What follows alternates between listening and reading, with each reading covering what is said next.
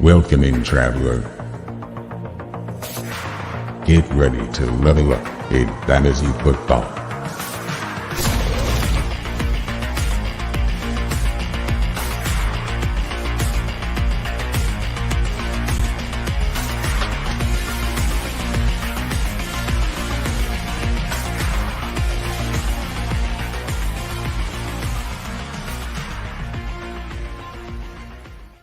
Oh, me, oh, Molly, oh, gosh. It is another episode of the Fantasy Football RPG podcast. I am joined, as always, by my co-host, Evan. Evan, what's up? What's up, Mike? I'm getting some fluids in me. It was a long weekend. Phrasing. I'm FF Mike Cash, and we are joined by a very special guest this week. He's going to run through his whole bio because he works on so many things I couldn't keep track. Everyone say hi to Biggs. Hi, Biggs. Hi, Biggs. Hello. They made me roll a natural 20 to get in here, and the fates would have it. So thank you guys for having me on. I'm a huge fan and love your guys' work here at RPG and on Twitter. So I'm glad to be here. Yeah, dude, we're stoked to have you. This is going to be a great show. We're going to talk about some free agency frenzy, a little bit of the fantasy football fallout afterwards, all of the alliteration that I could fit into a title. But first, gas yourself up a little bit. Tell the people where to find you. Tell them what you're working on. First of all, go to the @BigBonedFFB on Twitter. There you will find links. I help run the Player Profiler news desk. We write blurbs, we do TikTok videos, etc. I work for the Undroppables. I have a Devi column, and then Undroppables has a project called Uncovered. Mm-hmm. Uncovered is team-specific content run by one individual per team. I have the Raiders. You might not be able to tell, but I'm a huge Raiders fan. So I live stream every Thursday night at 8. I have co-hosts Kenny King Jr., son of former running back Kenny King, Marcus Johnson, who runs Tape Don't Lie, Raiders analysis channel, which is fantastic. Raider Damas, who writes a column on the Raider Ramble that basically every Friday he predicts the Raiders game because the great beyond comes down and tells him spiritually what's going to happen. And one of the funniest writers I've ever known or ever read. So those four, we are the basis of the show. And then I kind of drive everything. So that's on the Undroppables YouTube channel. And look for the Uncovered. We have a Steelers show that's great, a Jets show that's great, the Raiders one, and we're going to fill out all the rest of the 31 teams. Then I have my own channel called The Fantasy Burn. I do interview. It's kind of a Chuck Bass, Casey Kasem style. Both of them are previous guests, and I thought I was original in the space and like, oh, I found a niche. I'm going to do this, and then I found their shows and was like, oh. They already do it. And then Mike Greinberg, FF Canuck 99, and I have a show called The Dynasty Pulse on the FF Plus network. That's on YouTube, run by the great Bradley Stalder. Shout out Brad Stalder from... You love Brad. And so he gave us a platform already like baked in with subscribers and blah, blah, blah. So he's promoting hard workers in the biz. And so that's where you can find me. Go to my Twitter handle and then find the links from there. I'm constantly working on stuff, so shouldn't be hard to find. Nice.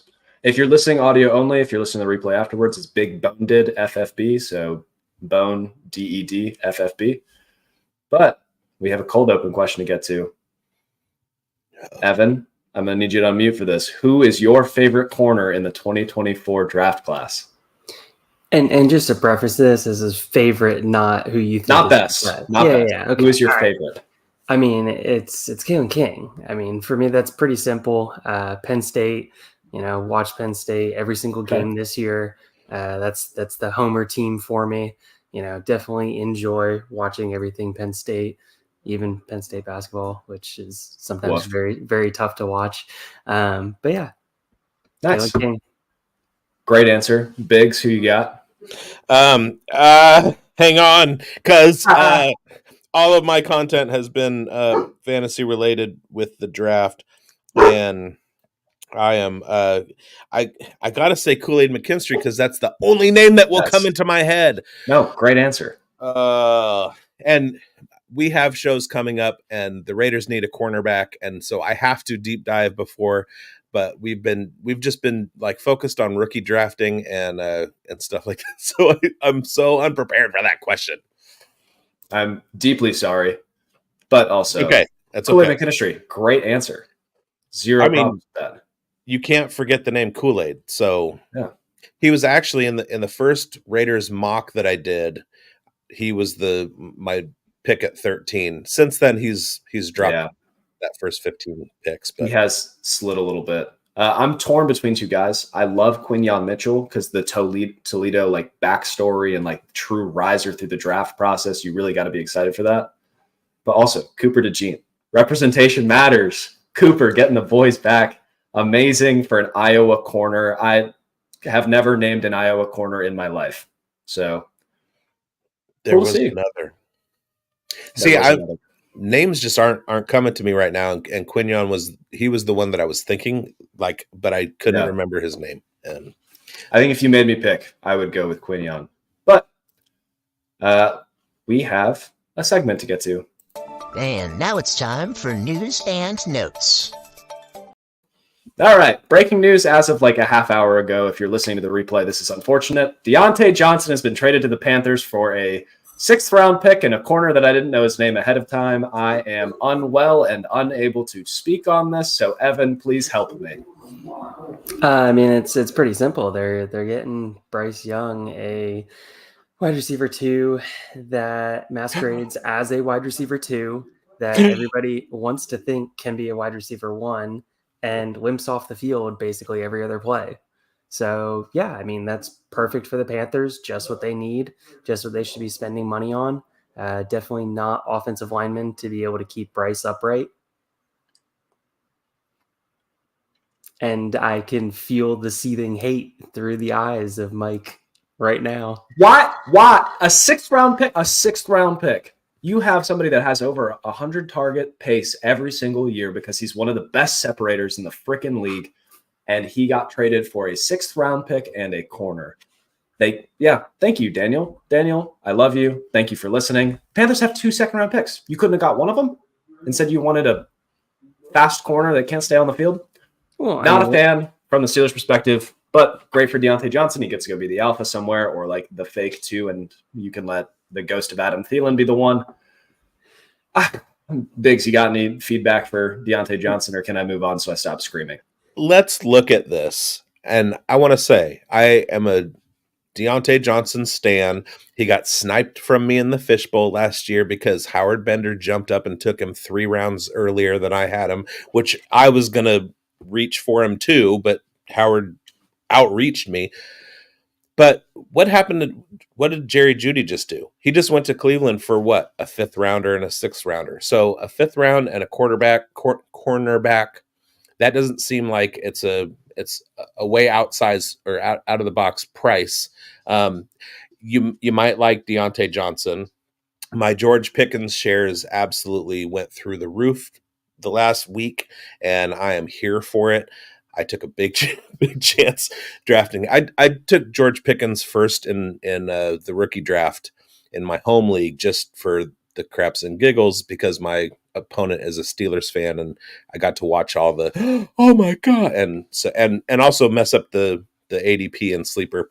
But I think it's a great move for Deontay Johnson. I think it's a great move for Carolina, and as a fan of UC Davis legend Ejiro Evero, the Panthers defensive coordinator, anything that the Panthers do to help themselves out, I like. I do love this move for the Panthers. It makes a ton of sense.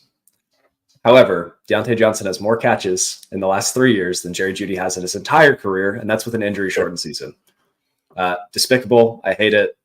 Go Steelers. But I could yell about that all night. Let's talk about another player that was traded for a 6th round pick, Mac Jones.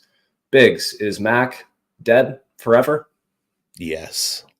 Okay, that's all we needed to say. Never alive. And you have to give him his credit. Pro Bowl quarterback Mac Jones when you speak his name. Yes. But yeah, he's he who knows though, in year 7, we might see a Baker Mayfield type career arc. Yeah. Strong. No, not strong. Soft, probably. But First round picks usually get a second chance. yeah. And that's ultimately what it comes down to. Do I think he's going to get at least one more chance to be a 6-game starter? Yeah. Probably. Maybe. We got to fly through a lot of these because we have tons to get through. So next up, T. Higgins requested a trade. Both of you, gun to your head. I'll start with Evan. Perfect landing spot, not the Chiefs. No, it doesn't matter. The ownership there in Cincy is basically just a bunch of people that are just old curmudgeony people. They're and holding hostage. They're going to hold him hostage. That's exactly what's going to happen. They're not going to acquiesce to his request. Okay, well, that puts water on this. Biggs, perfect landing spot. As much as I hate to say it, LA Chargers. Ooh, that would be fun. I don't think they have negative $1 million in cap space, but No, but just for him to replace one of Keenan Allen or Mike, that would be nice. They're actually one of 3 teams with negative cap space right now. Good for them. Saints and Bills. I would love him on the Saints. It's the Saints and the Browns, but they're both less than $500,000 over the cap. The Chargers are $25 million over. Yep, they're in trouble. Jerry Jeudy traded the Browns for a 5th and a 6th. Biggs, what would you send for him in Dynasty? Nothing. Perfect. Thank you. Evan? Late second. Ooh, you're in? I mean, for a late second, sure. I mean, Jerry Jeudy's the legit wide receiver 2 in that offense. That offense is needed from a football standpoint, a wide receiver 2 to be able to go with Cooper there. And if Watson's going to have any kind of resurgence in his career, which every Cleveland Browns, player and general manager probably hopes that that's the case. I've never had a Jeudy share, and I wouldn't start now, especially the hit he's taking in catchable ball rate that he'll be seeing in Cleveland. Yeah. Big oof. Well, Jameis Winston's going there, so at least they finally have a quarterback. Aaron Jones was cut and then signed with Minnesota. What a sharp left turn. He said, instead of taking a pay cut, I'm going to go play for the bad guys. Evan, is he top 15 running back this year? RBs are still useful on cheapish contracts, and RB 12 to RB 18 is in the realm of that. That's why I put the line at 15. Over under. It's in the realm of that. You must decide right now, 6 months before the season starts. He'll do better. He'll do better than 15. Okay, cool. Biggs, same question. I don't see better than 15. I see under 15. I had more faith in him last year, and I was still drafting him around there. Mm-hmm. I think a lot of people were scorned by last year, but we'll see. Minnesota with Sam Darnold. I mean, that's an offense you want every piece of. So year 7 breakout. Here it comes. Joe Mixon traded to the Texans for a conditional 7th, which is better than cutting, I guess. It's a cap down. Yep. Evan, we'll put the line at top 15 again. Joe Mixon, over under. No, outside. They're 100% drafting a running back. Okay. Biggs? Under, but I would still drop Dameon Pierce. Man, pour some out for the Dameon Pierce truthers around here. I traded him for a future first the moment that the hype came around, and I have not looked back since. Ooh, we've got, hey, say hi to Jerry. Mixon on the over. But cool. We have Lions acquiring Carlton Davis, which I kind of like that as a 1-year mercenary rental. Giants acquiring Can we, real quick, back to the Panthers. So they fleeced the Steelers for Deontay Johnson, but then also Brian Burns for a 2nd and a 5th. Get absolutely fleeced for Brian Burns. That's a vetoable trade in a dynasty league. So, I mean, that's tough. I don't know what direction the Giants are trying to go right now. Like, they are with Daniel Jones, but in a tough division. Like, Biggs, is this them trying to like push the chips in and compete, or is this just? Yeah, they have their eye on a quarterback, I think, and they think Burns is going to help them out. And Leonard Williams doesn't help if he's not coming back. Okay. Evan, do you think they're pushing the chips in? I mean, no, they're not pushing the chips in, but it's New York. It's a major market. They need to stay relatively competitive. They need to show that they're at least trying, especially after losing their franchise piece in Saquon. A lot of New York fans, for what the Eagles gave Saquon, they're not too mad about it, especially knowing where the team's at. But there's a lot of parts that have to do on that team. That's not a trade that I thought the Giants would be making. I was thinking it would be a playoff team from last year. Yeah. Well, that covers all of our random news. Now we're going to get into the meat and potatoes of the show, which is just going to consist of more talking about names and what we feel about them. So the way this is going to roll, we have all of the free agents that have re-signed that are fantasy relevant on a little sheet. We're going to take turns picking names, talking about what we like about them, and then we'll cross them off the sheet as we go and see how many we get through. So Biggs, as our esteemed magical guest, take it away. Who would you like to talk about for your first free agency frenzy?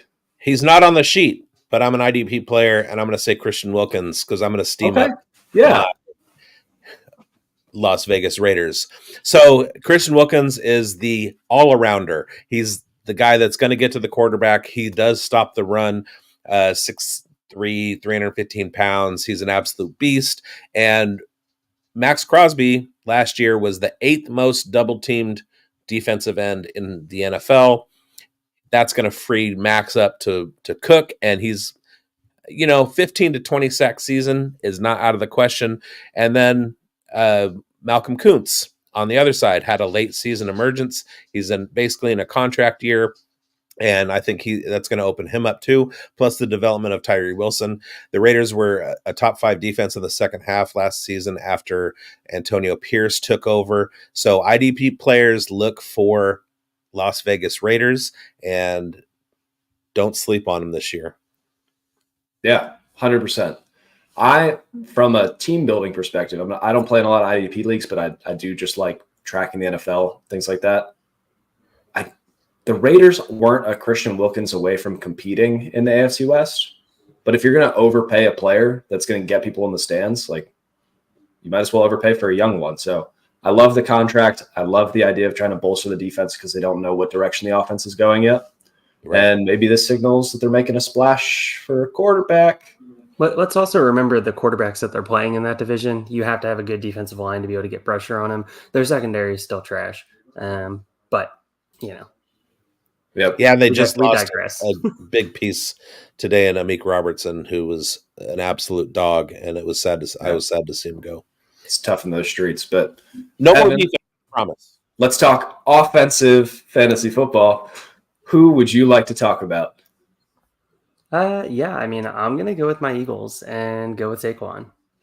You have to. Because, why not right off the rip? Play the homer card here. Yep. Saquon, 3 years, 37.75. Currently RB9 on KTC. I think people are going to look at this Eagles offense, and some people are going to say Jalen Hurts with the tush push is going to take away touchdowns. I'm going to make the argument he wasn't scoring touchdowns anyway with the Giants. So the production that you've seen out of him, Jalen Hurts, you can also, once again, argue he's not going to get the receptions out of the backfield. Okay, well, was he really doing that much out of the backfield anyway?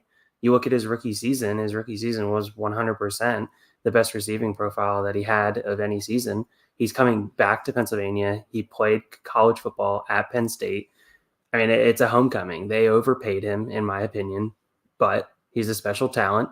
And the Eagles are a playoff team, perennial playoff team at this point, and you got to score points. The offense faltered last year in the second half, and hopefully he'll be able to keep everybody fresh and keep them on the dot. Yeah. I think an important note with this, DeAndre Swift was the RB20 last year. Is Saquon Barkley better or worse than DeAndre Swift? Oh, 100% better. Better. Every way, shape, or form. Yep. So his floor is RB20. If he becomes a dump-off option, that's great. If the Eagles decide they don't want to run Jalen Hurts at the goal line anymore, even better. So I love everything you're saying. I'm at RB9 prices, feels a little steep in Dynasty, but I'm expecting an RB10, RB9 season out of him with a potential for a top 4 season.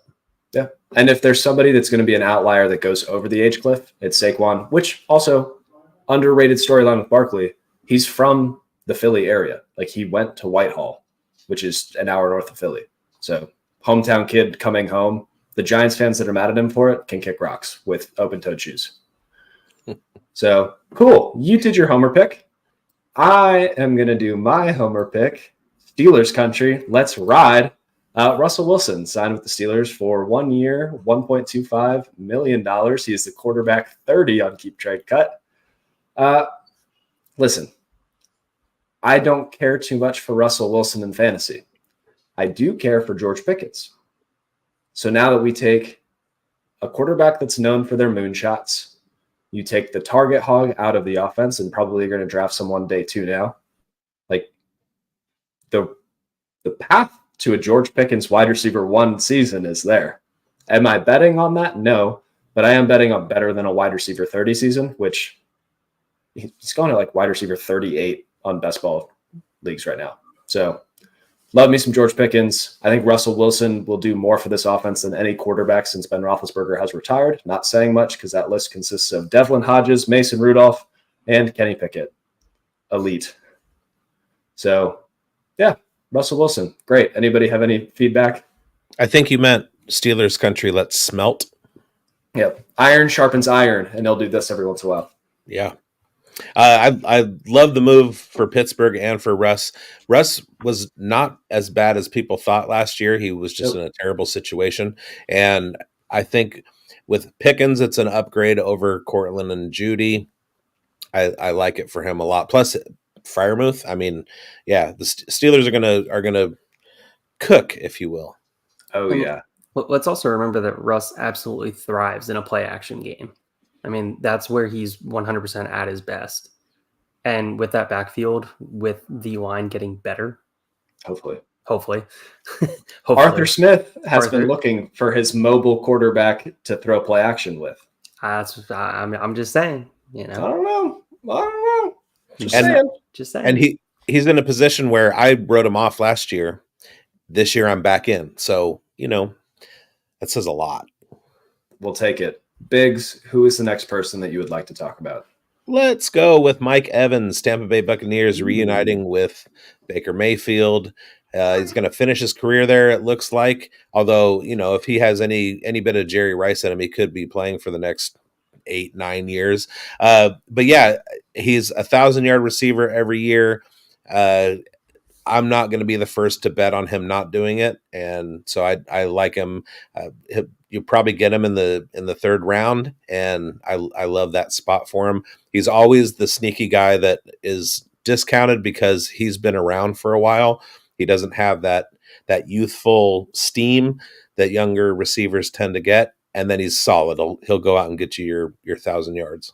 Yeah, you're talking about getting wide receiver 5 in the third round, right? The wide receiver. And did his quarterback change? So same quarterback. The OC is the same, right? No, new OC. Oh, well, that's why. He must stink now. But yeah, no, I'm all in on Evans. I love it. Evan, any feedback?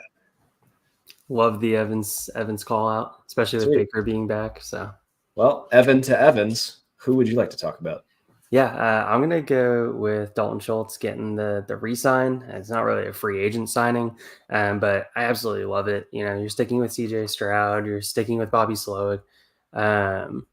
So you put all of that together here, and it's just stability. You're getting stability for your new franchise quarterback that was a rookie last year going into his sophomore season.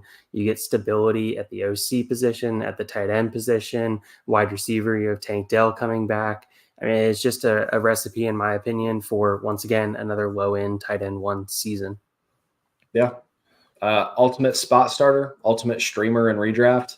Dynasty, I'm not feeling comfortable if he's my tight end 1, but I feel real comfortable with him on my bench. So Biggs, any Schultz love? If I can roster construct, you know, 100%, that's going to be my tight end. If I can roster construct that way, take a couple shots early on wide receivers. So yeah, he's another one that burned me quite a bit last year. I saw a big year coming from him, being an outlet for a rookie quarterback and coming off of a huge season in which I want to say he out targeted CeeDee Lamb the year before. So it was something like that. He either out targeted him or out received him in some capacity. And so I was huge on Dalton Schultz. And then that just kind of, I think CJ had better toys to play with. And with Tank Dell coming back healthy, I think Schultz is right where he was last year. Tight end 15 is about where he's going to slide. So just like you, he's a streamer, matchup guy, and not a lot changes with Dalton Schultz this year. Yeah. More of the same, which is low end tight end one production, and we love to see that. That's Creatures of habit. I am going to talk about a running back who still doesn't have a single touchdown reception in his career. Will he buck the trend in Green Bay? I'm talking about Josh Jacobs. 4 years, $48 million. He is currently the RB12 in keep trade cut standings, which, I mean, at RB12 prices, he's still pretty young. He has a 4-year contract. It doesn't look like they would get out of it anytime soon. Like stability, talent, a good offense. I would feel very comfortable sending a late first for Josh Jacobs right now. And I don't like to buy running backs that often. So Biggs, love for Jacobs. Absolute diehard love for Jacobs. He's entering his age 26 season. He's coming off a year in which he missed the last 4 games of the season with an injury, which was the first significant time that he ever missed with injury. So I think it's a good 5 years without missing much time. And he also had a slow start to the season because he held out. Going to the Packers, signing as a free agent, he's going to be happy. He's going to slide into a role like Aaron Jones had, where he's going to be able to catch the ball. He's he can be a 60 to 65 reception per year guy. And 2 years ago, he was the NFL's leading rusher in total yards as a running back. So I see it as a resurgent year for him. He's going to have so much fun playing with the kids on that squad. And I mean, how are you going to defend the box when you got Jaden Reed and Bo Melton and Dontavian Wicks and Christian Watson and Romeo Dubs? And Reed can Love can hit them all. So I think Jacobs is going to have a resurgent year and be my number 1 RB in the fishbowl again. Very cool. Before I send it over to you for your next one, we had a question that I'd like to throw over to Evan. So what are your thoughts on Irv Smith in Kansas City? Fantasy Football Addict likes it for him, but I'll let you answer because I have thoughts. I was going to say, I mean, I want to know what makes you guys like him, because we're looking at somebody who came out with a high athletic profile coming out of Alabama originally when he was drafted. We're talking about somebody who's continuously been injured throughout his career, has continuously, every injury, looked a little bit slower, looked a little bit less athletic. You put him once again to expecting Kelsey to be coming back and having Noah Gray there. I mean, both established in the offense. You look at Patrick Mahomes, who spreads the ball around to basically everybody in that offense that he can. I mean, we're talking 2 tight end injuries to have relevance, and we're talking 1 tight end injury to be a best ball dart that, in my opinion, is even worth considering rostering, because he might fall in for a touchdown. He might get 3 receptions. Yep. I completely agree. So Biggs, if you have conflicting opinions, I'd love to hear them. No conflict whatsoever. I think Irv Smith made the worst football decision of his career in signing with the Chiefs, but also, you got to get that ring before you bow out. So I think it was the best decision of his career. Yep. I don't have a lot of love for his best season was as a rookie where he got 36 receptions. Not for me, but Biggs, who is your next person you'd like to talk about? Let's keep the tight end talk going. Hey, Cooper, get in here.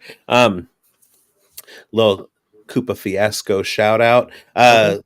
Let's discuss some Gerald Everett.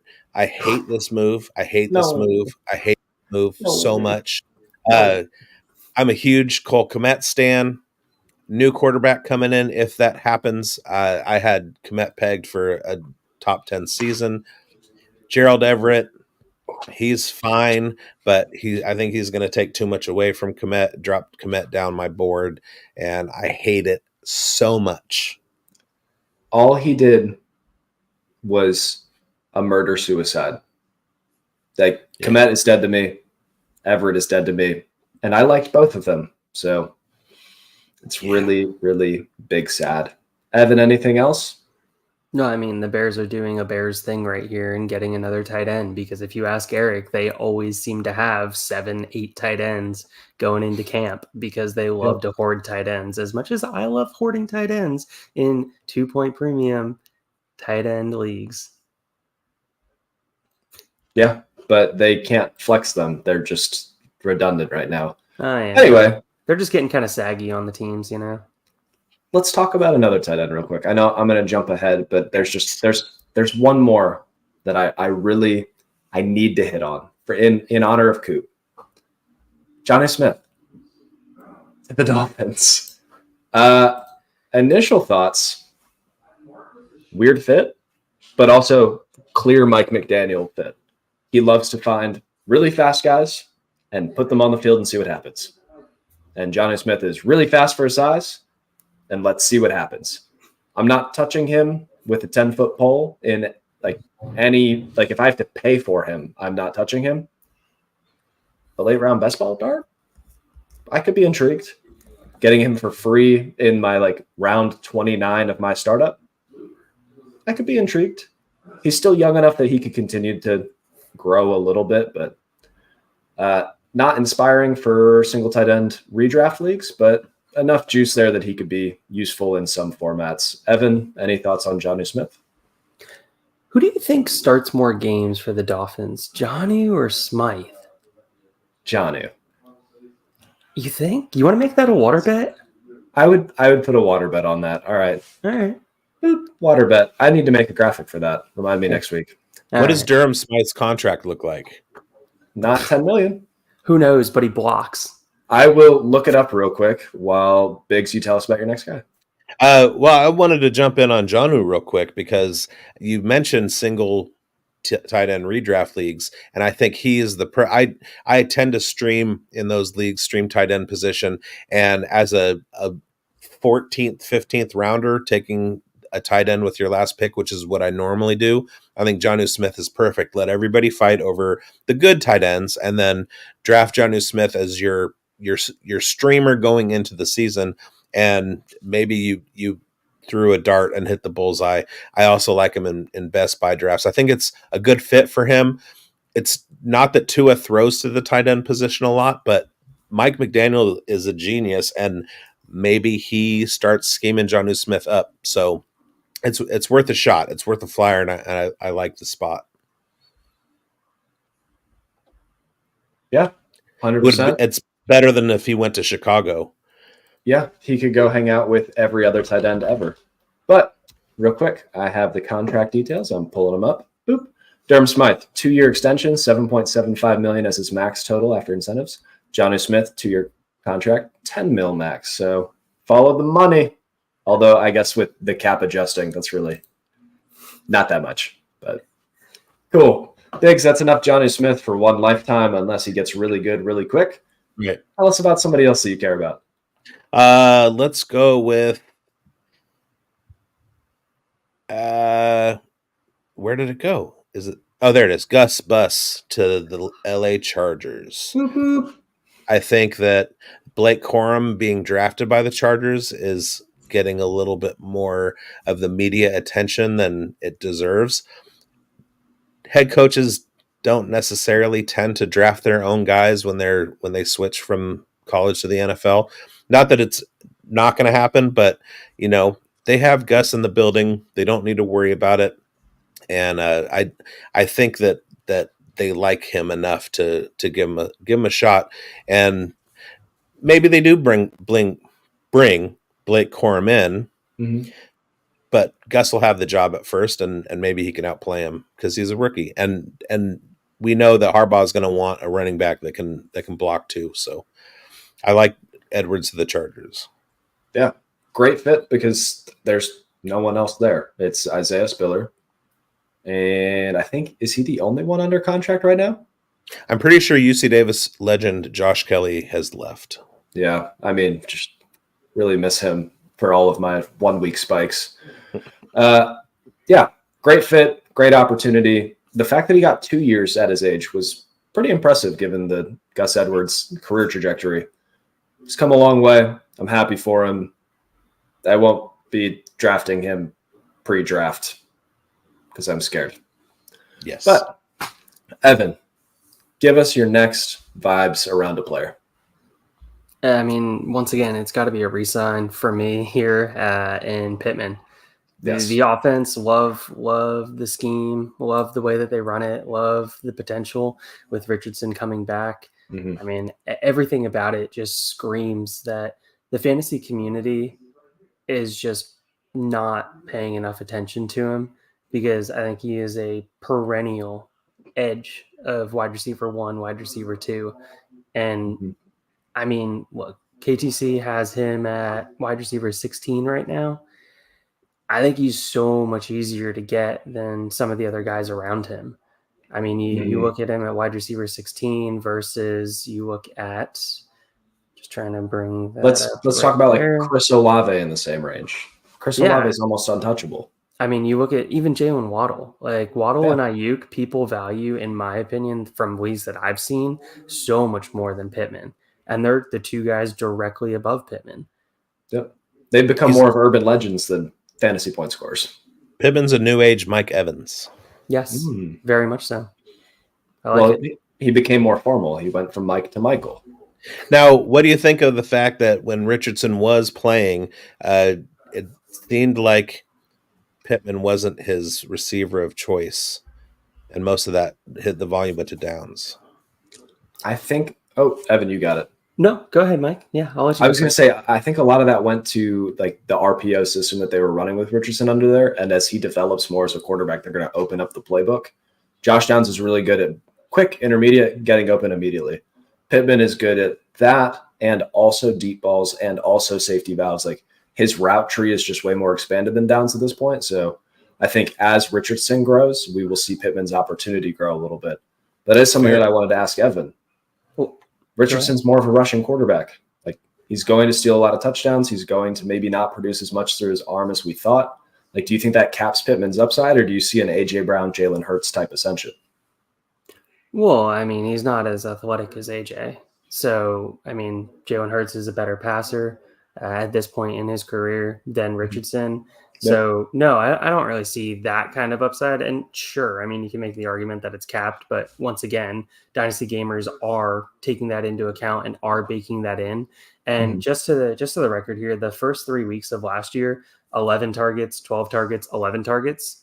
So I think it's just a different use. In that offense, you look at Pittman as the high target earner, the guy that's going to be continuously moving the chains. You're not looking at him as the downfield threat, which in my opinion, that actually caps his upside more, because you're not looking at him as the home run hitter. You're not looking at him as ripping off those big plays. You're looking at him as a complete volume play that's going to be looking at give or take about 7 yards per target. Yeah. Sorry if you guys heard my very loud keyboard there. I'm trying to look up what Josh Downs was doing to start the year. But that will take me a little bit of time. Yeah. Here, I 7, 5, 12. Yeah, 7, 5, 12. So I think we're pretty happy with both, all things considered. Cool. That's a lot of Pittman chat and chatter. Is it my turn? Yeah. Oh, you, Mike. Come on. I am about to spend way too long about this player. Let's go. But I love him and I love the experience. Let's talk about Gabe Davis, boys. No. Have you ever ridden a fantasy football roller coaster like Gabe Davis before? And now he goes to a system where they already have their little tiny quick slot guy in Christian Kirk. And Gabe Davis can just be Gabe Davis. And we don't have to worry about, oh, is this the year he takes a step forward? Oh, is this the year that he becomes the one? Like, you are quite literally, this is Gabe Davis in his purest form. You are putting him there, hoping for a long touchdown. And I can't wait to ride the roller coaster.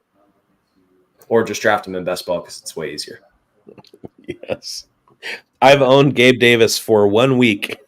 in all of my fantasy football career. One team, one week, because I wasn't sold on him ever. And then what he did to me was exactly what he should have. Yep. I picked him up after a big week, and he did absolutely nothing. Yes. I remember a couple years ago when I had Antonio Gibson and the other guy in Washington before Robinson got there, who's not in the league anymore. And it was like I would play one and he would do nothing, and the other one would score 24 points, and then I would flip him the next week, and it was this. And so I know the ride, and I hate it. I love it. That wasn't Alfred Morris, was it? No, it was that Morris. the next guy. I can't. Names are escaping. Let's not get stuck there. Yeah. Gibson. Yeah. Look, Gabe Davis brings me joy. I think it's hilarious. I think it's funny. And I think that it is one of the best parts of fantasy football is the highs and lows that a player can bring you. And his lows are low and his highs are highs, and I'm ready to ride the roller coaster. Let's get it. But you guys are clearly not as interested as I am. Biggs. I have guys on my team sometimes that I draft. So Alex Collins from the Arkansas Razorbacks that passed away. It was the Seahawks running back. I drafted him last year, in honor. My guy Tucker Fisk is from my hometown, tight end for the Atlanta Falcons. Grew up with his dad and blah blah blah. He was tight end 4 on the Falcons, and I roster him, just because. So I get it. I get that part of it. So go ahead, get Gabe Davis on your roster. Just don't pay too much for him. The ultimate wide receiver 5 on your dynasty teams. But, I mean, Gabe Davis is going to do wonders for Evan Ingram running the flat route and just blocking for him. I mean, can't wait. Open up running lanes. Can't wait. Talk about that right there. Oh, man. I'm fired up. Gabe Davis. But cool. Biggs, let's talk about somebody else, because people are going to stop listening if I keep talking about Gabe. All right, let's go with Derrick Henry to the Ravens, which was announced today.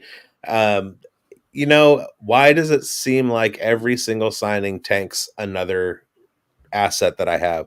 Derrick Henry going to the Ravens should be, for all intents and purposes, huge.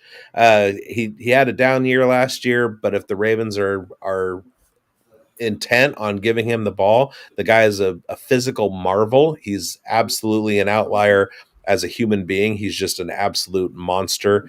And all of the investment that I made into Keaton Mitchell just poof, went out the window for 2024, even though he's coming back from injury, might not be ready the whole year. And I know the thunder and lightning thing, but it sunk me when that happened. Going to be super fun for real football and super fun for Henry managers. But my heart goes out to you for Keaton Mitchell. And just we're hoping for him to do the best in his recovery from his injury. But Derrick Henry eats his lunch every day of the week. Every day. I think Keaton Mitchell is in Derrick Henry's lunch. I think so they're actually a Russian nesting doll. Keaton Mitchell, when Derrick Henry came to town, he jumped. He used to be out around Tyjae Spears, and then he plop, boop, and then waddled over, and then plop, boop, over Keaton Mitchell. So it's tough to see him gone. We really miss him. Great signing for Baltimore, though. I say this as a Pittsburgh fan, and it's heartbreaking to see that. But to get a mercenary type running back at this age with this ability, you don't see these kind of guys floating around that often with the same skill set that Derrick Henry brings. That's so complimentary to Lamar Jackson. Like when you think about a read option in its purest form, you have a bruiser coming to the inside and you have lightning coming to the outside, like the thunder and lightning, but it's with a quarterback. Lamar Jackson is lightning in a bottle. He's untouchable in a phone booth. Yeah. Derrick Henry scares defensive ends to tackle. So when you pair those two things together, if it goes inside, it's a lose for the defense. If he goes outside, it's a lose for the defense. I don't know what a coach tells a defensive end to do. Normally you're like, crash every play, we're not worried about the quarterback, or slow play the quarterback, we're not worried about the running back. This is lose, and I am terrified. And I talked a lot about Derrick Henry because I love it from a football thought, but I hate it as a Steelers fan. Mhm. Evan, thoughts about Henry, or who would you like to talk about? Yeah, I think Henry's covered at nauseum, kind of already at this point. So I'm going My to bad. talk about Tony Pollard. No, you're fine, Mike. I'm going to talk about Tony Pollard and the fact that everybody says Tajay Spears is dead, and they are dead wrong, because Tajay Spears is very much alive. That's He right. has more juice than Pollard at this point in his career. And as a Titans, well, as a person that lives right down the street from the Titans and is working on the stadium, I'm here for it. Like, the signing is there to be able to keep Tajay healthy, be able to extend his life, to actually be able to get all the way through his rookie contract. I mean, it was well known that he had medical red flags coming out of the draft originally. So this is going to allow him to stay fresh, stay healthy. They're going to be able to rotate carries. If you tell me that Pollard and Spears both get 200 carries this year, I'm going to be through the moon. Beyond fired up. The great war of Pollard and Spears begins now. You must choose a side, and you must not change your stance at all, ever, under any circumstances. All right. Each one of the running backs, though, Spears, Pollard, what are you willing to give up? I would give a 202 or later for Spears. I would give the 211 or later for Pollard until I see more fidelity in the backfield. Okay. So I'm 206 for Spears and Mhm. later, and then I'm 210 and later for Pollard. Okay. So a little meat in the middle. Yeah. I'm more towards the center than you. Biggs, That's what you pretty got? close. With just keeping it in rounds, I'm second and third. Tajay first, Pollard second. Okay. I Yeah. didn't get as specific with the draft placement, but second rounder, I'm good with Tajay for a second rounder, because I'm looking at the rookie running backs that are coming out, and who am I going to take as a rookie running back that I have more faith in than Tajay Spears?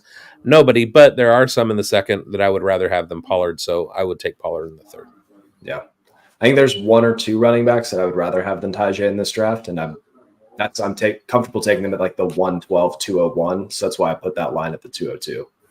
Because then you're talking about maybe second round receivers, or like A.D. Mitchell and all of his enigma. Like, Right. That's where I start getting worried about the receivers. So I'm a little more comfortable. Now, how much did that change in the last week, knowing that Derrick Henry was leaving, but not anticipating Pollard dropping there? How much did your Tajay Spears value change? See, I think I'm about the only person that thought that somebody was going to sign there. So Mike's in leagues with me. Like, I was spamming everybody in my league trades at that RB 15 value that Spears was at, or whatever he was at. That was just asinine. How high people had him, sending offers left and right. Give me the 111, see if you'll bite. Give me the 112, see if you'll bite. I'm just sending those out, spamming those in leagues, sending the 201, like, just trying to see what I can get. Who bit? I didn't have any bites, honestly. I had a couple counters, but I very much listened to plenty of talk radio here in Nashville, and they very much thought that they 100% were bringing in some running back. Did they not think that it was going to be the level of Pollard? No, but at the same time, it's good to see him get a running back. Yeah. I will agree. I thought they were going to bring somebody in. I did not think it was going to be a Pollard level. Like, if they brought in Pollard, Barkley, Henry, Jacobs, or Aaron Jones, those are kind of the people I'm worried about. But little segue, I'm going to talk about one of the rest of these guys. DeAndre Swift going to the Bears.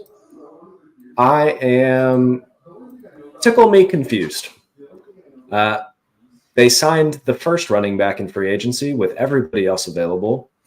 They signed him for more money or the same money than Derrick Henry. They signed him for more money than Aaron Jones. Less than Barkley and Swift, though, but Barkley and Jacobs, but you have all of that room. Like, splurge a little. Go get you a Barkley. Go get you a Jacobs. So the signing doesn't make a lot of sense from a real football standpoint. From a fantasy standpoint, Roshan is dead. We can put his name on the tombstone. That is the end of it. I don't know where all of the hype came from for a fourth-round converted quarterback, but he's cool to root for. Swift is going to try to own this backfield until he gets hurt in week 12, and then we'll see what happens.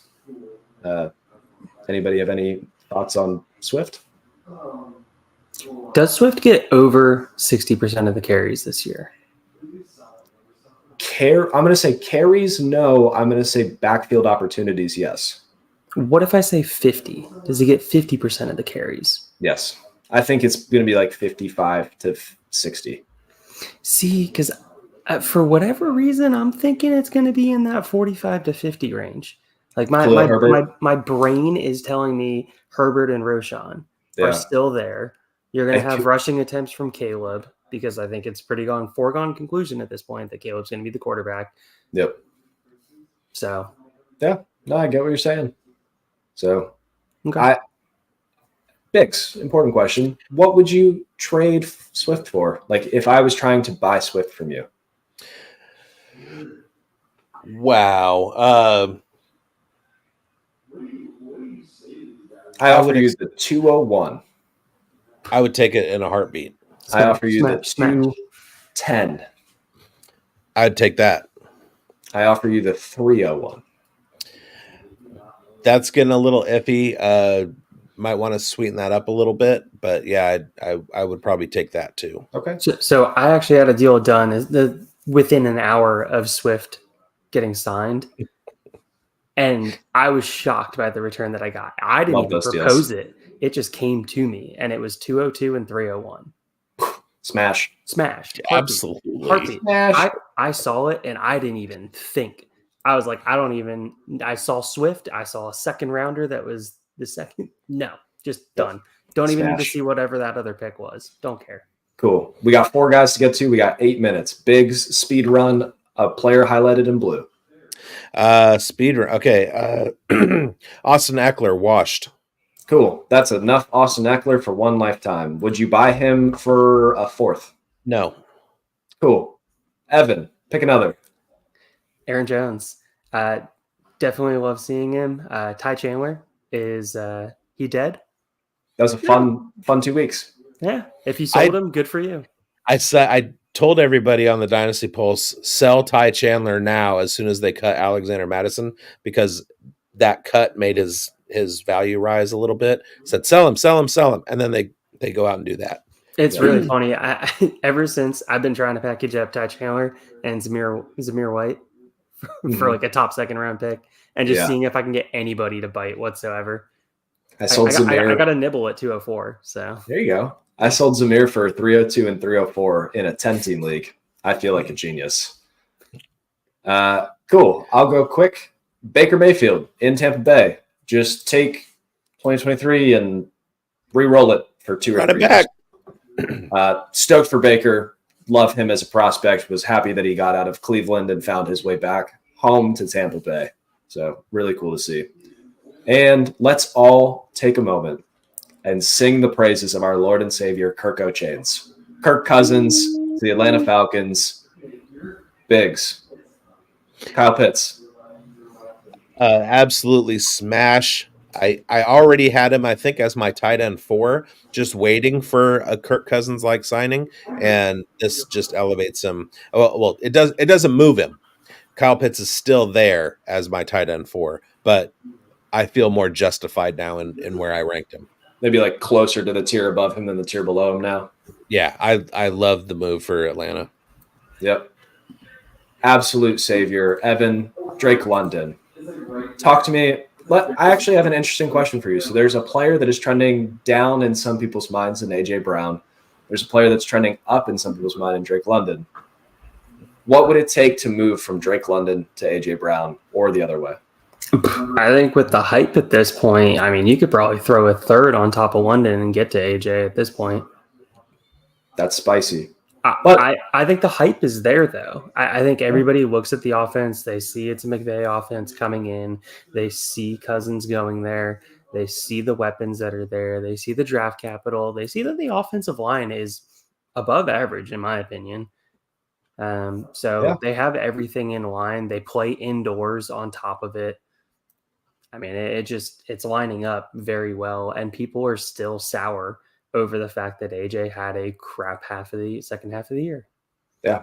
wild that he's trending down, but nothing's changing to make it worse. But just thought that was an interesting name to monitor and a couple of guys. But that wraps it up for our free agency frenzy, fantasy football fallout. Biggs, thank you so much for joining us. One last time, tell people where you're at, where they can see more of your beautiful face and hear your lovely voice. At Big Boned FF. Oh wait, that's my bad. At Big Boned FFB on Twitter. That's where all my links are, and we don't need to go into more. Rewind to the beginning of the podcast. I just said rewind on YouTube. Go back to the beginning of the podcast and listen to my ramble about where I can be found. Yep. Just got a really, really important comment. They want a facial hair ranking. So I tell you what, if you're listening on Spotify, YouTube, wherever, comment below. There's going to be a little poll for you if you're on Spotify, and rank the facial hair of Evan, Biggs, and me. Can't wait to hear the results. Evan, you got anything you want to shout out? Nothing tonight. Everybody stay healthy, stay safe, enjoy some W. Enjoy some W. Use code FFRPG at checkout. We love to hear it. And bye-bye.